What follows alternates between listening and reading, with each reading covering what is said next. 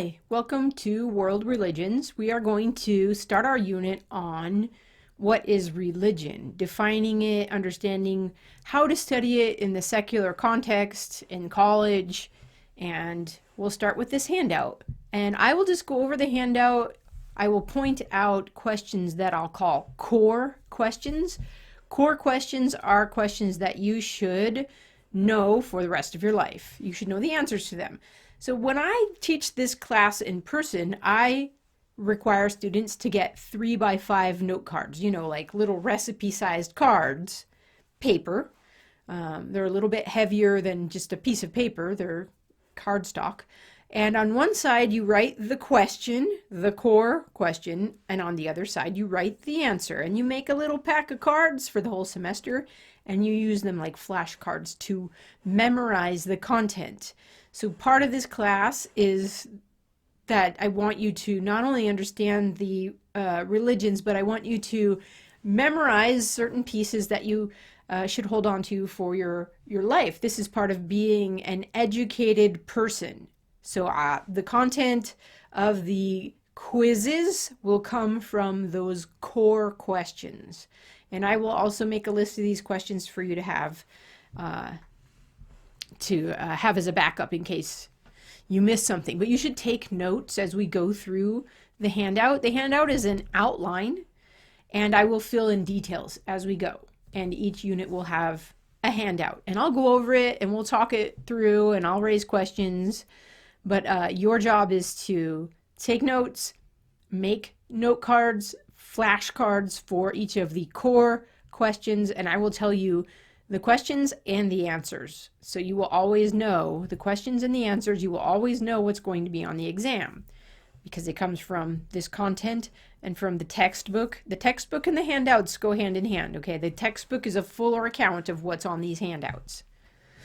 All right, let's begin talking about religion. What is it? Could you define religion for yourself before my giving you a definition?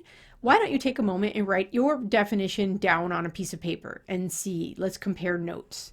And again, I'm going to go over a definition, but you don't have to agree with the definition that I give. You can say, no, I don't think that's religion, and test it out. You don't have to agree with anything I say, but you should think about it. You should think critically. My job is to raise your consciousness level and help you understand the different aspects of religion and what to look for. So here's a definition of religion. The core question that I'm going to ask is, what is the definition of religion that we're using in class? There may be other definitions out there, but this is the definition that I think is the best. I've tested it against other definitions for many, many years, and you can test it out too. So let's look at it. The definition of religion is the beliefs or set of beliefs we use to give meaning to our experience. All right, so think about that. Beliefs, that has to do with thinking. It's not just feelings, it's not just actions, practices. Beliefs or set of beliefs people use to give meaning to our experience. So experience includes sensations, seeing, hearing, smelling, tasting, touching, and life experiences. For example, the death of a friend or finding a significant other. Those are experiences, right? So we have to give meaning to those experiences. We have to interpret what's going on. So religion gives us the belief or set of beliefs we use to give meaning to experience. Now, contrast it with other things. Sometimes people say, no, religion is belief in a higher power. Well, let's think about that. Religion cannot be defined as belief in a higher power. Why? Other religions don't have a higher power, but they count as a religion. Or as belief in scripture, some religions don't have scripture. Or as a set of practices, some religions don't have practices, like Zen Buddhism. Many religions do not have these features. So a higher power is not a universal in religions. Scripture is not a universal, and social practices, religious practices are not a universal, but beliefs are. Why? Because let's say there are practices. What motivates people to practice what they do? Beliefs. Let's say there are scriptures. Why would you believe one scripture over another? Notice there's beliefs in there. A higher power involves belief. So we're going to go back to beliefs. And there are people who will push back against this, but we can anticipate that. And I can show why we're focusing on belief in the history of religion and the definition of religion. All right, now, this is the definition. Now I will ask you also as a core question, what are the 5 implications of this definition? So the implications come next. Implications of this definition of religion is that all persons are religious, since all persons give meaning to their experience. Everybody has to give meaning to their experience. So in a very broad sense, everyone is religious. But you might be saying, but I'm not religious. Well, bear with me, think it through. Both theism, belief in God the Creator, and atheism, no God the Creator, are formally paired beliefs which are used in the same way to interpret experience. So a theist, a person who believes in God, and an atheist, a person who doesn't believe in God, both have experiences of the world, and maybe they both have the same experience. Let's say the death of a friend. A believer in God and a non-believer in God have the same experience. They will interpret that experience differently based on their beliefs about God existing and God not existing. They're using their beliefs about ultimate reality to interpret their experience. In philosophy class, I talk about a house, and we may get to the house when we get to point 5 here. Let me look.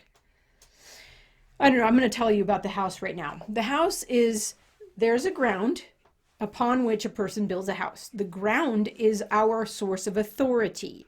Each religion we look at and every person has a source of authority. It's what we use to answer the question, how do I know? That's called epistemology. How do I know? It's your source of authority. Then we have a foundation for a house. And the foundation in philosophy, I say, is your metaphysics. Your metaphysics is how you answer the question, what is real? Or what is eternal, or what is ultimate reality. Every religion has a view about what is real and what is ultimate reality. That's the foundation for the religion. That's the foundation for individuals' basic beliefs or worldview.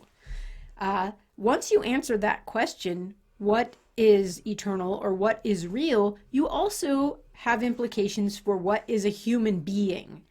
So part of that foundational view for religion or your worldview is what is a human, okay?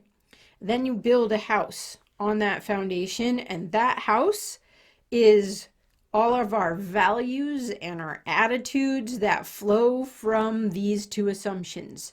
So how you live your life. A person, I'm going to put a window in that house. A person is looking out the window and interpreting all the experiences that are coming to them and giving meaning to it through their authority, their view of ultimate reality and human nature, and the good life, or what life should be like.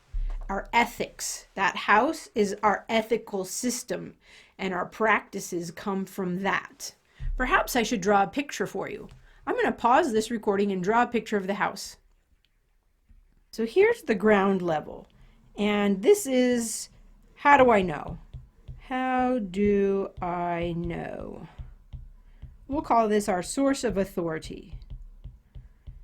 And as we go through each religion, we can draw out what they think the source of authority is. Then I talked about a foundation. This is asking the question, what is real? It's a question of ultimate reality. Ultimate reality, and then from that will come human nature. And then we have the house that we live in, which is the whole rest of our world and life view. Part of this house has our ethics. What is the goal of life? What is the good life? Does anybody want the bad life? I don't think so. I think religions are looking for the good life and human beings are looking for the good life. This also has our values and our attitudes. And like I said, there's a window in this house. I'm going to make it nice and big so we could see out. And we live in that house. Okay, so here's you. Try to give you a happy face. I don't know what your attitude is today, but happy face. Now, we have experiences that come to us. I mentioned the death of a friend.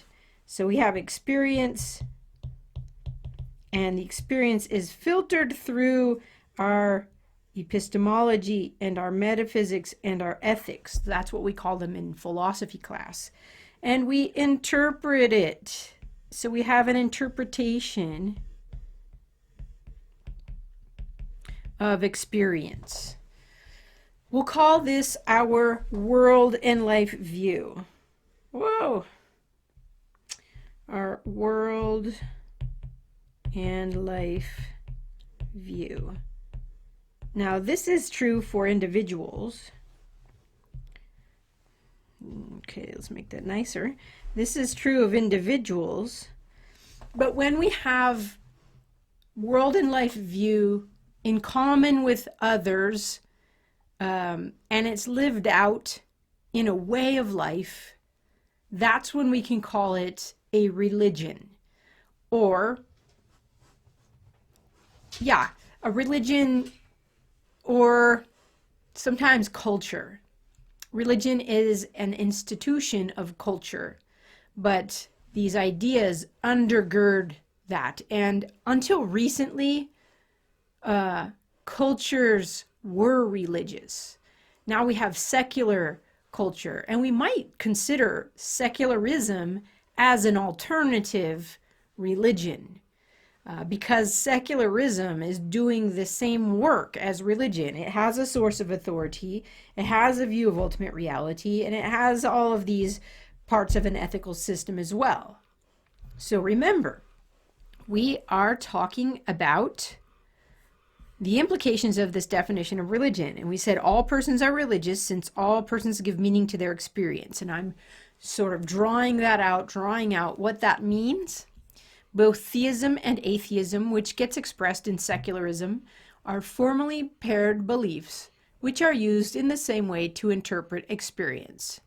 So going back to our drawing, the secularist or the theist or the Hindu or the Buddhist are going to have this same structure to their belief system. So this is like a system of belief, which we call religion.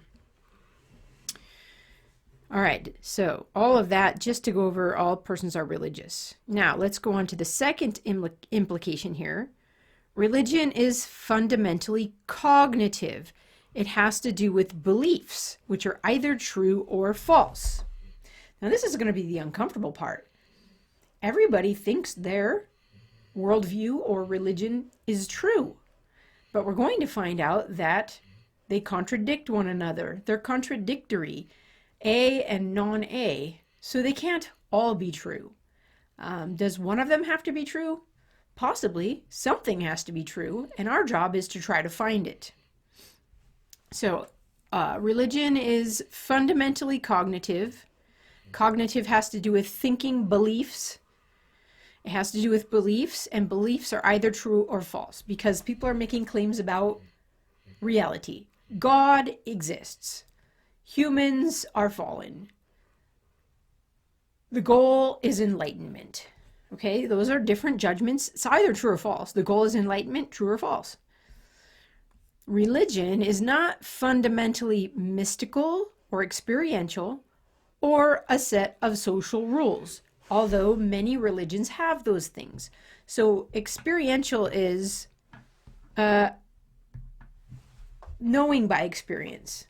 Like, I don't know, some religious theorists are going to say, if you haven't had an encounter with the God who is other than us, like he is so magnificent and other. If you haven't had a personal encounter with that God, then you haven't experienced religion yet. So religion is an encounter with God for some people. We're going to say no. Encounters are experiences, and experiences need to be interpreted, and they're interpreted in light of our world and life view. So if we say that experience goes through our filter of basic beliefs and is interpreted, then it can't be the case that experience is religion. Maybe experience is part of religion once we interpret the experience in light of our beliefs, but it's not the foundation for religion. It is an aspect. All right, let's go back to this. Religion is fundamentally cognitive. It's not fundamentally mystical, experiential, or a set of social rules. Some theorists are going to say religion is what people do, like going to church or going to a mosque or meditating. That's religion. That may be part of religion, but why a person would meditate or go to a mosque depends on their beliefs. So why go to a mosque and not go to a synagogue? It depends on your beliefs. And you believe those things are true. Like I would go to a mosque if I believed Judaism was true and this is how I should worship God. All right, I'll let you think about that. Religion is fundamentally cognitive. It has to do with beliefs, and they're either true or false beliefs. Point 3. No experience is meaningful without interpretation. So we can have experiences. I'm going to go back to that house. We can have experiences, but if we don't give an interpretation, then it isn't meaningful. It's an experience that has gone by the wayside without interpretation, without meaning. Lots of things happen to us and we don't think about it. We don't interpret it, so they aren't meaningful. I don't know if that's very controversial. No experience is meaningful without interpretation. One's basic belief cannot arise from experience. Now that is controversial. So let's go back to this house. The basic beliefs are here. I'll put the stars next to the basic belief. This is a basic belief. This is a basic belief. And that flows from our basic belief. So how did we get our basic belief if not by experience? Because some people think, well, we get everything by experience. Well, if we're interpreting our experience in light of our basic belief, then we couldn't have gotten the basic belief by experience, because that would be like experience giving rise to experience. So think about it. Where did you get your religion? Where did you get your worldview? Experience has meaning when interpreted in light of one's basic belief using reason. Okay, so human beings are religious beings. Kino over here, he is not a religious being. Did you know that? He has no religion. But that's because he's not a rational being. So reason is the tool that humans have for giving meaning to experience.